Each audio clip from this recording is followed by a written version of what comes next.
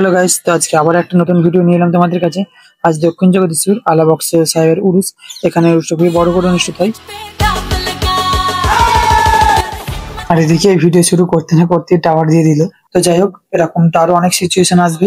তো এবার আমরা চলে যাই মাজারের কাছে। तेरे करम की क्या बात मौला, तेरे हरम की क्या बात मौला, क्या बात। আমি আমার বন্ধুদের নিয়ে মাজারের ভেতরটা ভালোভাবে ঘুরে নিলাম।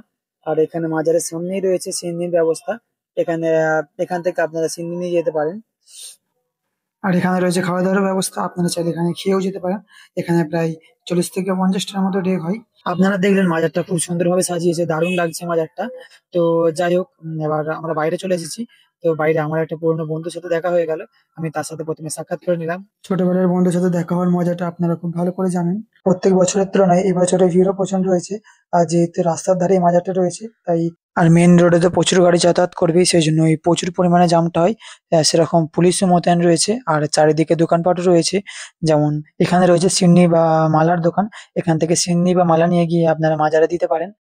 আর এখানে রয়েছে জিলাপির দোকান। বাহ, কি সুন্দরভাবে জিলাপি ভাজছে, দেখেই খেতে মন যাচ্ছে। তো এখানে আবার রয়েছে ঘুগনির দোকান। এখানে 10 টাকায় 1 প্লেট ঘুগনি পেয়ে যাচ্ছেন আপনারা। এখানে রয়েছে ফুচকার দোকান। আর এখানে ফুচকার দামটা যদিও অনেকটাই বেশি, কারণ 10 টাকায় মাত্র 4টে ফুচকা পাচ্ছেন আপনারা। তো এখানে রয়েছে বাচ্চাদের জন্য আলাদা ব্যবস্থা, যেমন গাড়ি চড়া, জাম্পিং। এখানে এসে বাচ্চারা আনন্দ উপভোগ করবে। তো গাইজ, দেখতেই পাচ্ছ, মেলাতে আসা মানে শুধু পয়সার খেলা। আর চারিদিকে জিনিসপত্রের যা দাম, তো ভালোই হয়েছে। আমি শুধু ভিডিও করতে এসেছি, ভিডিও করে চলে যাবো। আর ওদিকে মনে হয় এতক্ষণে খাওয়ানো স্টার্ট করে দিয়েছে। যাই গিয়ে দেখি কতটা ভিড় হয়েছে। তো এসে দেখি এখানে যে লাইন, দেখে মনে হচ্ছে যেন বাড়ি চলে যায়, কিন্তু না, গেলে তো হবে না। বিরিয়ানি বলে কথা, খেতে তো হবেই। তো বন্ধুরা অনেক চেষ্টা করে আমরা বেলাইন থেকে ভেতরে ঢুকে পড়েছি। যদিও একটু কষ্ট হলেও কিন্তু বন্ধুদের সাথে এরকম করে খাওয়ার মজাটাই আলাদা।